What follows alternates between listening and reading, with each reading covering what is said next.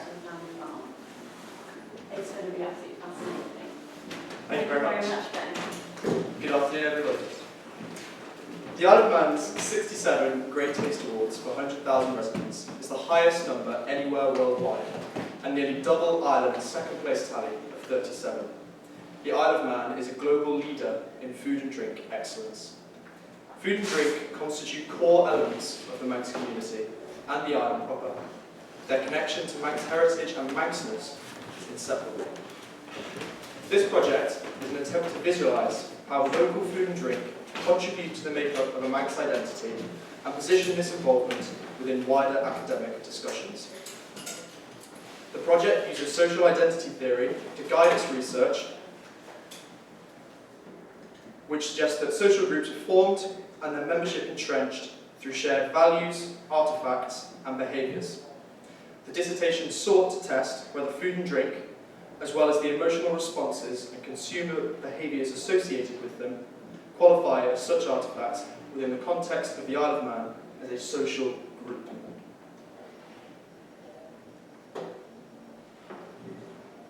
In his 1991 study, Anderson defined the nation as an imagined community, a body too large for every member to know each other directly, but one that shares common heritage, values, culture, norms, and more, used as tools to ring-fence the meaning of nationhood, where it begins and ends, and who can claim it.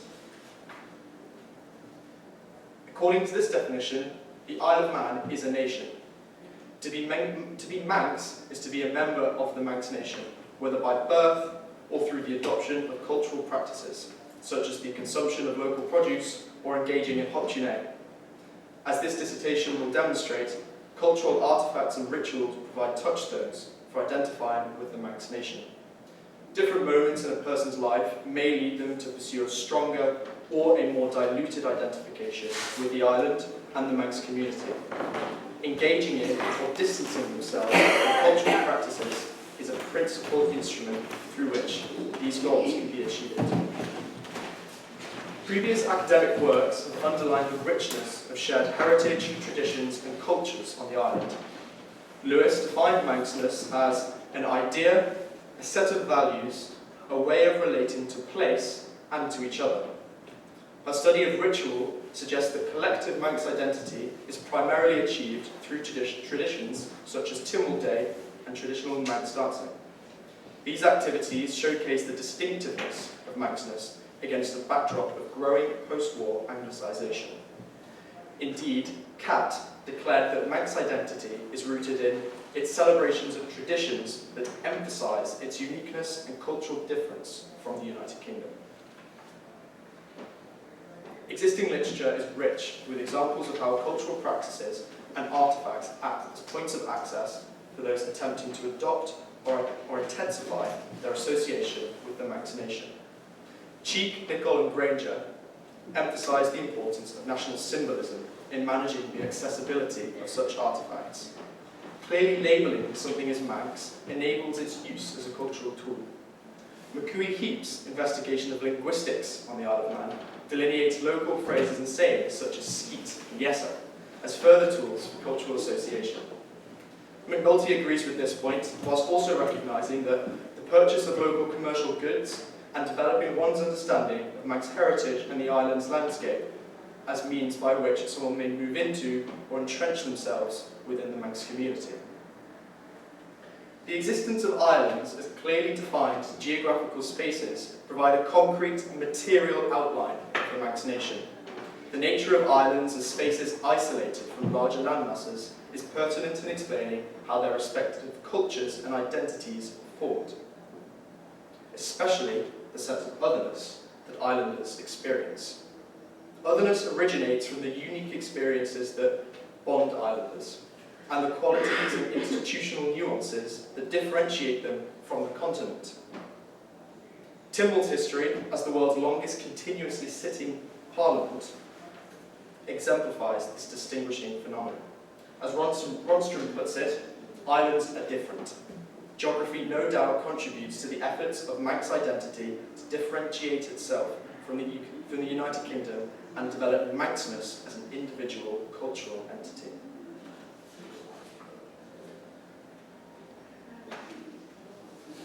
Food and drink are representative of the fluid and evolving nature of Manx society and cultural identity.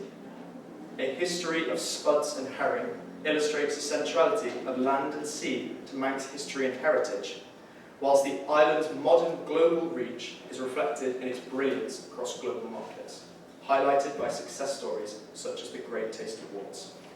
Food and drink are central to the fabric of Manx history. No herring, no wedding, a phrase recorded in 1873 Mona Miscellany Almanac, underscores the importance of the local herring industry to the island's historic economy.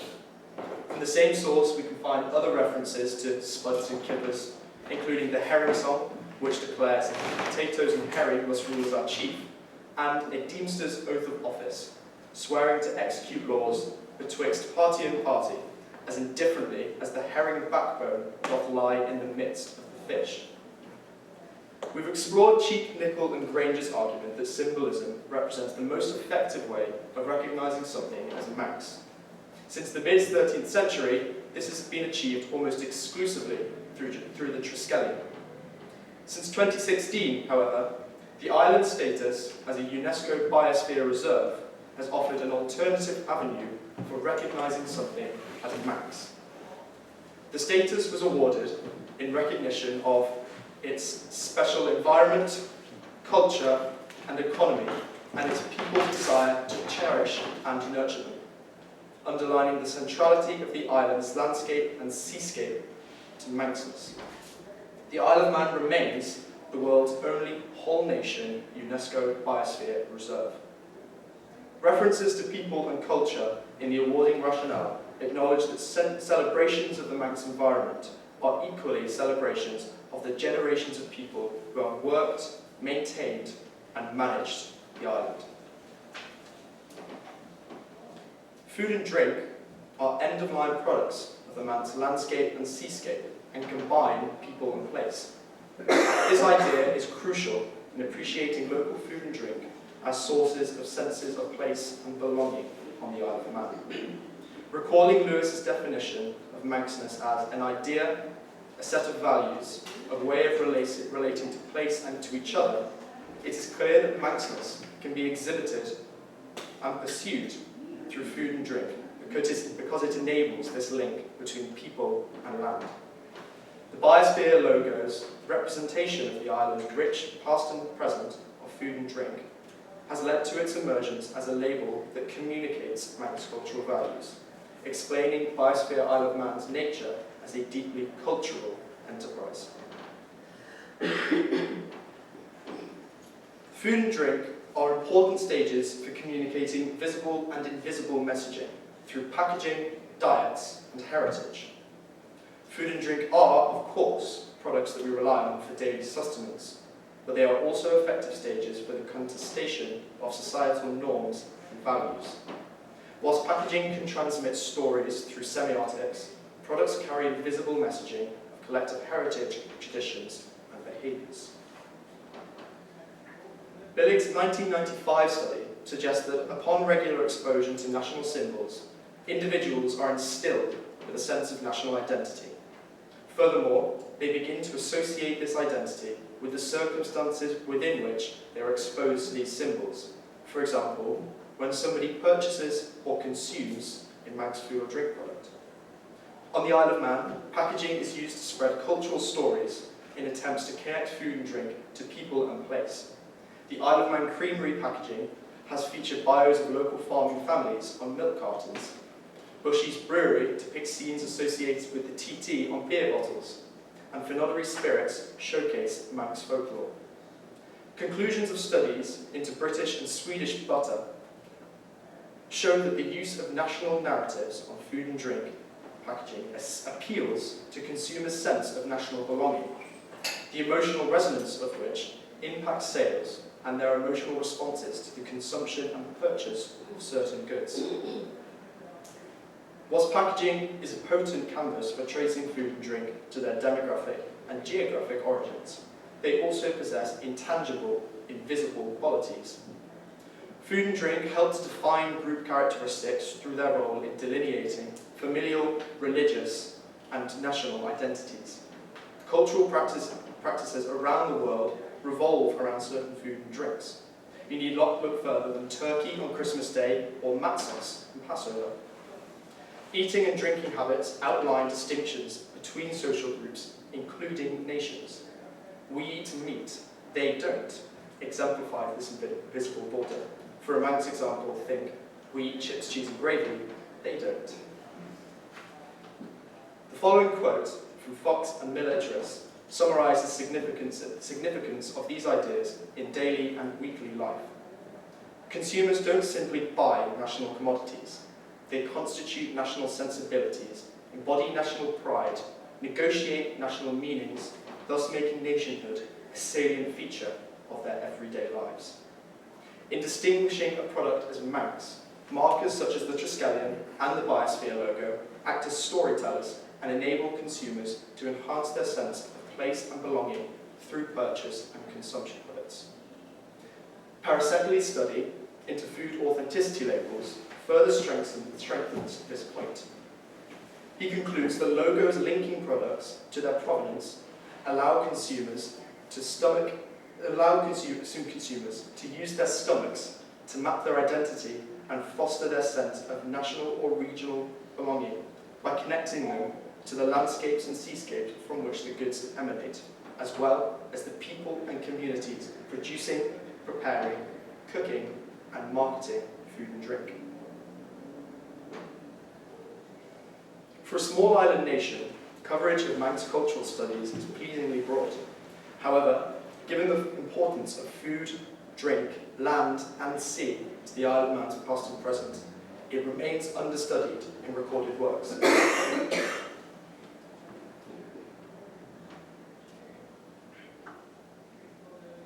So far, this presentation has reviewed existing literature to table a case for the importance of food and drink to individuals and communities by mapping their senses of place and belonging.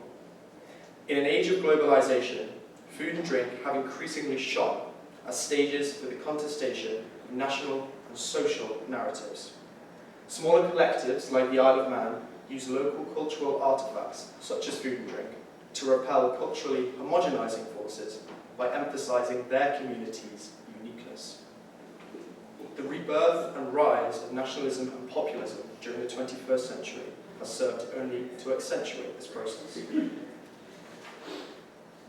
This project aims to tackle the issue of Manx cultural identity from a fresh angle, that which being food and drink. It seeks to contribute to the modern understanding of what Manxness is and how it is enacted on an everyday basis. The project's theoretical lens is composed primarily of social identity theory. The theory is a psychological model which seeks to explain how social groups are formed, how they behave, and how they interact. Political scientists frequently employ the theory in studies of identity to better understand how collectives from regional to transnational levels form and act. Social identity theory traces its heritage to Tujfel and Turner's 1979 Social Identity Theory of Intergroup Relations, a paper premised on research of intergroup conflict and discrimination.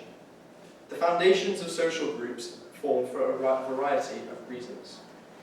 The accentuation principle is a mechanism that leads individuals to promote their social group over others by emphasizing similarities and differences between groups in the pursuit of self-esteem boosts. A 1969 social study explored the behavior of research participants who'd been categorized into minimally defined groups.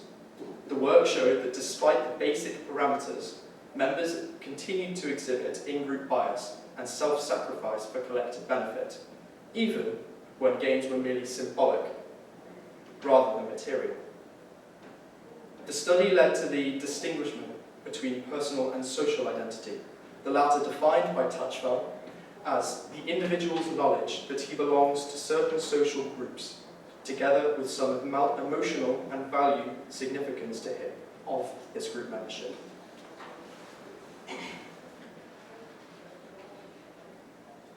Examples of social groups can include supporters of a certain football club, women aged 30 to 40, librarians, surfers, and more. Social identity theory provides a framework for how individuals recognise and assimilate within these groups. The project contains 3 major steps that an individual takes to align their identity with that of a social group. The first is categorisation. Simply, an individual classifies themselves into a social group, i.e. Manx. Individuals, wittingly or otherwise, are members of multiple social groups, and their relationships with each vary.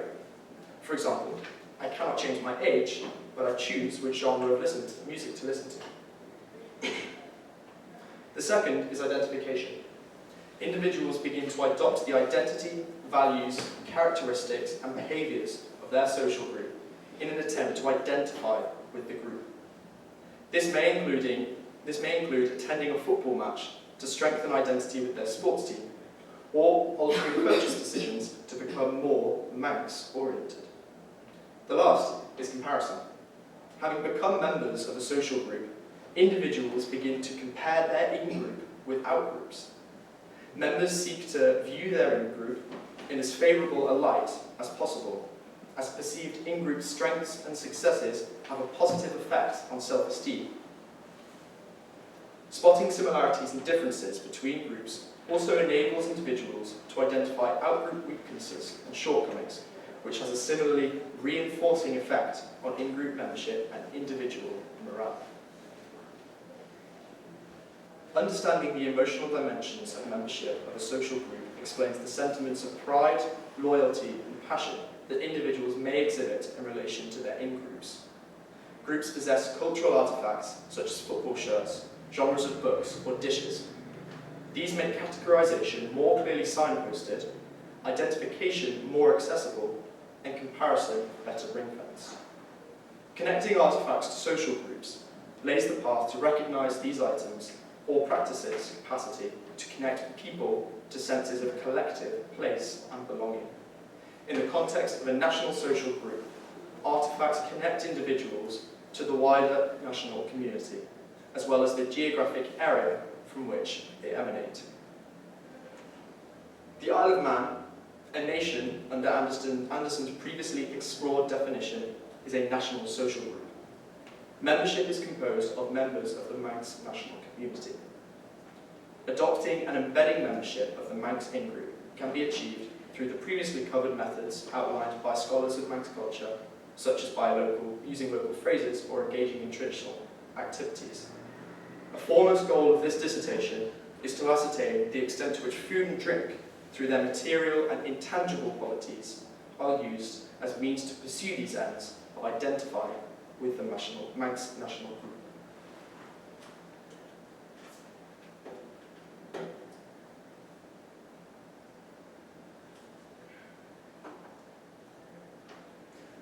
The project utilised a mixed methods research design, drawing on primary quantitative and qualitative data that was collected between January and February this year, through a questionnaire and interviews. The questionnaire was shared throughout the Manx public, largely relying on local Facebook groups. Friends and family also helped to share the questionnaire with wider social networks, such as colleagues. The study generated 861 responses, a staggering figure that exceeded all of my expectations. It is a credit to the passion surrounding Manx cultural identity that so many respondents took time out of their days to answer the survey. The questionnaire was designed to probe the emotional and behavioural connections of Manx people to the local food and drink industry. By investigating these areas, it would be possible to understand the role of local food and drink as cultural artefacts used to form and consolidate membership of the national social group on the Isle of Man. The following are some of the examples of questions asked in the questionnaire. How often do you purchase Manx food and drink products?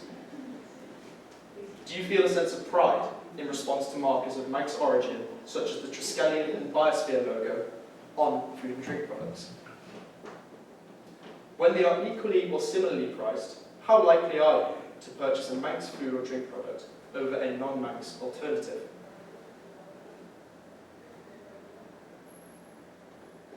The project's quantitative analysis used the questionnaire responses to regress variables, questions, and identify statistical relationships. This analysis was visualized using coefficient plots and regression tables, examples of which will be displayed and explained later.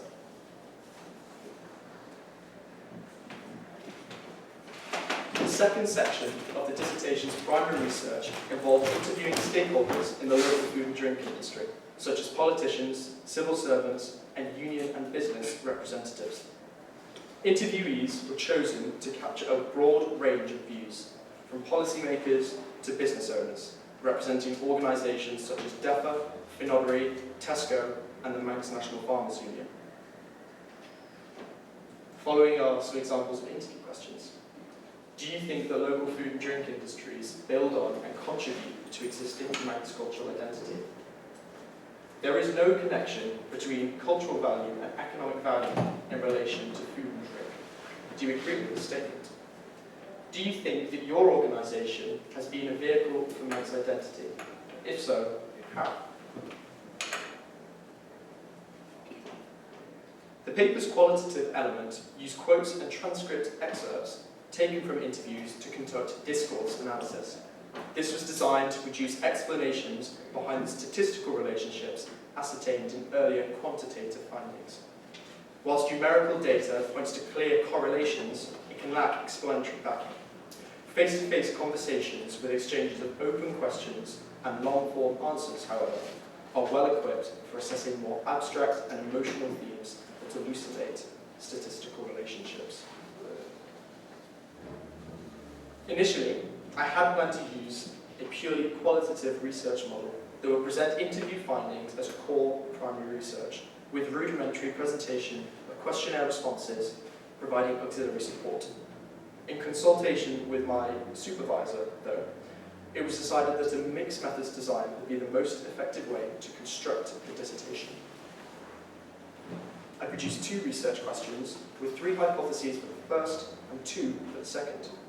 Given today's time constraints, however, I will only be showcasing the first research question and hypothesis 1, which will be displayed shortly. The process of assembling research questions and hypotheses was done in close collaboration with social identity theory. The theory provides a model for what we can expect to happen according to a set of 3 steps that we saw earlier. Hypothesis formulation drew on these expected outcomes to produce predictive statements regarding the outcomes of questionnaire response analysis. The results of quantitative analysis were compared with the hypotheses to determine whether the null hypotheses could be rejected, and if the predictions made by hypotheses were corroborated by statistical relationships. Whilst a quantitative approach ascertained the veracity of hypotheses, qualitative discourse analysis explored why statistical relationships exist, and why hypotheses predictions might be accurate. As previously touched upon, open questions and long-form answers lend themselves to capturing emotive and nuanced responses in a way that the close nature of questionnaire answers could not. The qualitative element of the dissertation's methodology sought to produce answers to the 2 research questions. It followed an explanatory rather than descriptive route.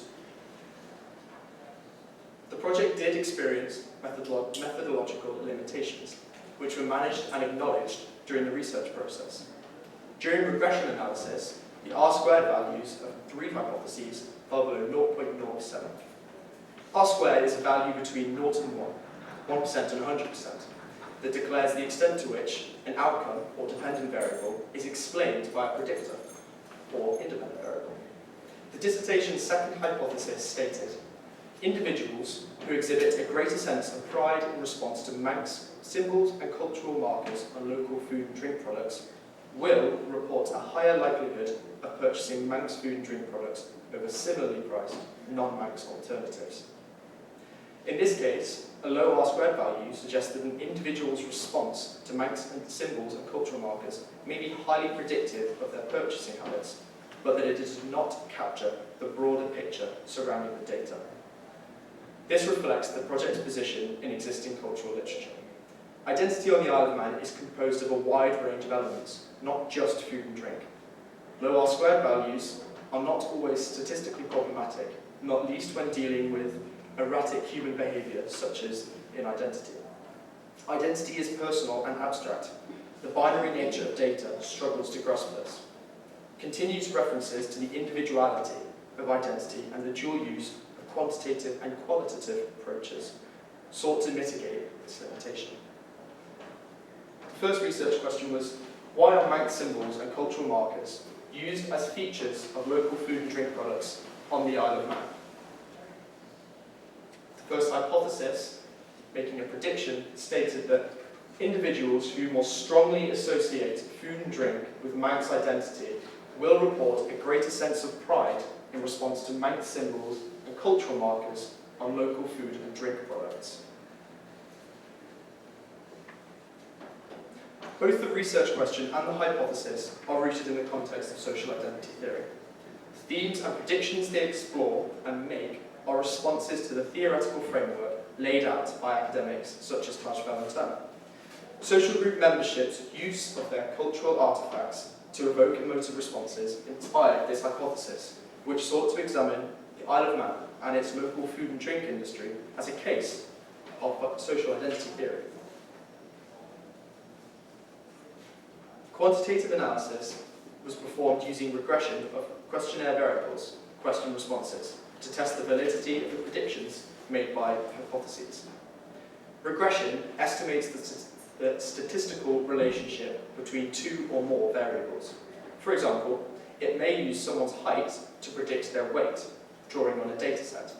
In this instance, height is the predictor or independent variable, and weight is the outcome or dependent variable.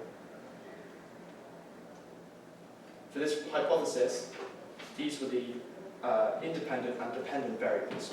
The independent variable was the extent to which respondents considered food and drink important to current Manx identity.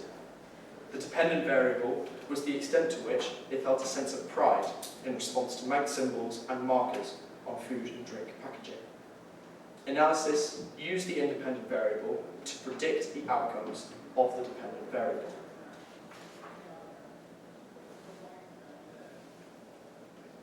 The regression table in the bottom left displays the statistical information about this piece of quantitative analysis and hypothesis.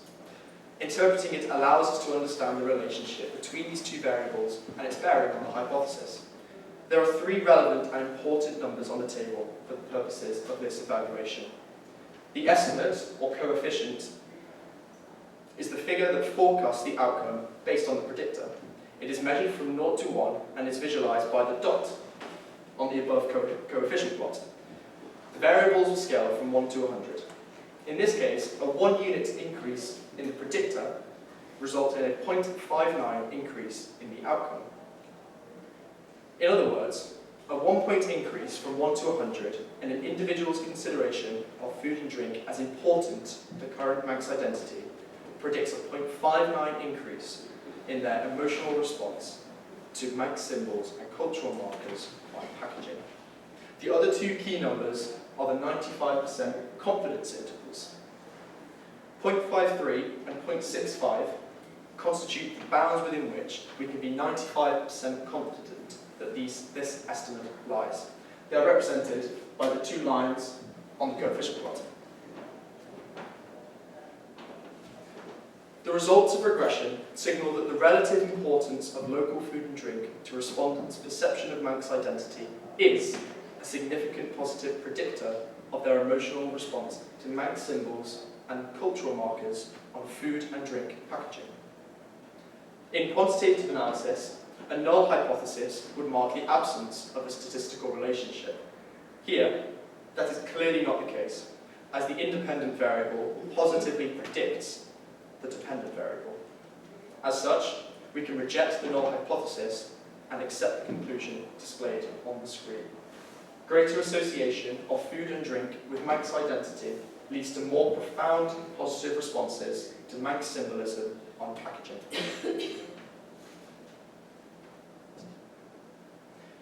Data in the form of speech taken from interviews was used to pursue explanations for the statistical relationships established in the quantitative analysis hypotheses.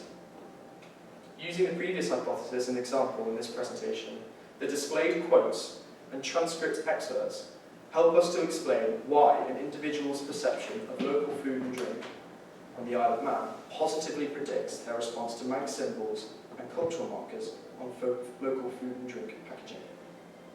They, Manx people, value Manx food and drink as its own entity because it's where they come from or where they live now.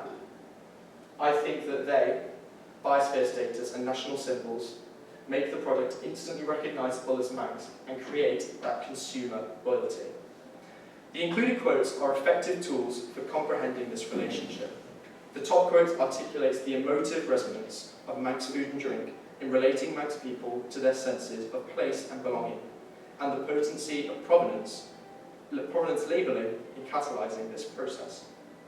Symbols such as the Triskelion, Biosphere logo, and Manx mythological depictions echo with consumers because they are emblematic of the island, and thus represents the cultural artefacts used by Manx people to signpost their social group. Particularly in the case of the Biosphere logo, notions of awards and excellence enable comparison of the Manx social group with outgroups such as other island nations or neighbours in the UK, due to its capacity to illustrate the Isle of Man's strengths through cultural messaging. The role of packaging and the use of national semiotics to link consumers to a wider community further develops the ability of food and drink to act as a cultural artefact and even touchstone of a social group. Packaging on products such as Finollery gin relates consumers to in-group activities such as Manx language recital and traditional song and dance activities, whilst the Isle of Man cream mousse display of local families links shoppers to the people who work on the island's land and sustain its community. Individuals who greater attribute Manx identity to local food and drink emotionally respond more profoundly to Manx symbol and cultural markers on packaging due to their pronounced appreciation for food and drink as in-group cultural artefacts. As a result, they view food and drink as stronger means by which to perform membership of the Manx in-group and compare the Isle of Man with outgroups. In the research question, we asked why national symbols and cultural markers are used as features of Manx food and drink products. According to social identity theory, it is because packaging enables food and drink to be better identified as Manx cultural artefacts. By purchasing and consuming food and drink products clearly labelled as Manx, members of the island's community can replicate group behaviour in attempts to inspire or entrench their individual sense of Manxness.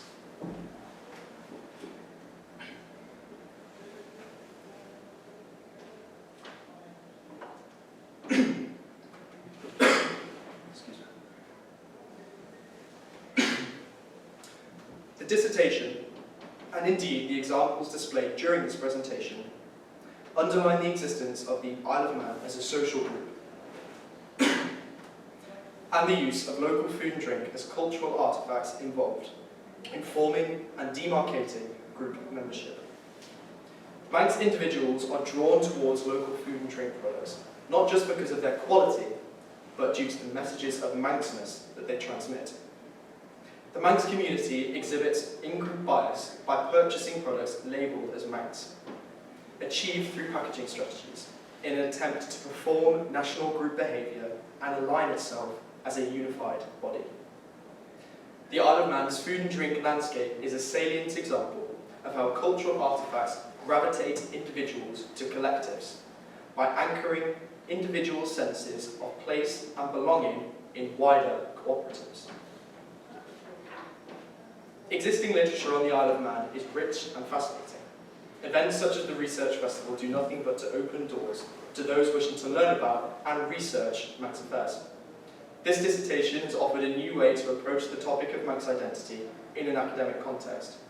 I talked earlier about a methodological limitation that suggests that whilst food and drink are powerful cultural artefacts on the island, the data I collected does not represent the entire picture of Manx cultural identity. Past scholars' work on the island's rituals, traditions, symbols, and language reflect this. Identity on the Isle of Man is rich and bountiful, composed of a diverse network of cultural devices that includes food and drink. The highly personal nature of identity means that individuals are free to change how they employ different cultural artifacts in different measures, without losing sight of a common goal of performing and entrenching Manx identity. This project has offered an insight into how food and drink are employed in the pursuit of this objective. Just as this dissertation has, future studies may seek to test alternative ways in which Manx identity is exhibited and how this occurs. Understanding social identity is as much about who it incorporates as it is how it is performed. Previous works on Manx culture discuss the extent to which Manx cultural identity is permeable, the degree to which it can be adopted as opposed to bestowed upon birth. Future research into Manxness and culture on the Isle of Man may wish to investigate the experiences of immigrants to the island in adopting a Manx identity. Immigrants face the unique problem of moving into a social identity space rather than taking it as given at birth. Research may uncover the artifacts they employ to demonstrate their Manx identity, and whether this use is as intense to begin with as it is having secured their Manx identity. In effect, is culture used merely as a tool to project Manxness and membership of the Manx social group? Research is important for innumerable reasons. It sparks curiosity, debate, ideas, and more. Studies of culture and national identity make progress in articulating the meaning of the nation. On the island, UCM and Biosphere Isle of Man use events such as this one and the Biosphere lecture last evening to empower others to engage in discussions about our island. For all the celebrations of Manx cultural richness, it cannot act as its own mouthpiece. Today's event serves to inspire future work and advertise the island as the gem that we enjoy every day. Thank you to Gail, the UCM team, the Villa Marina, and Biosphere Isle of Man for creating a stage for which the island can flourish. A huge thank you must also go out to those who participated in the dissertation's research. As I mentioned earlier, 861 is an enormously impressive and frankly endearing number of responses to the questionnaire. In addition, 12 interviewees gave up time to answer my question that probed their views on personal and emotive topics. They gave up time from work and their daily lives, and for that, I am incredibly grateful. This project would not have been possible without the generosity of Manx people, who are truly a credit to the strength of Manx community spirit. The final thank you goes to you. Research like this takes place on the assumption that there will be those wanting to learn. Every person who takes the time to learn about the island and its culture gets the privilege of further appreciating its beauty and brilliance. Thank you for listening, and the remaining time will now be used for any questions you may have. Thank you very much.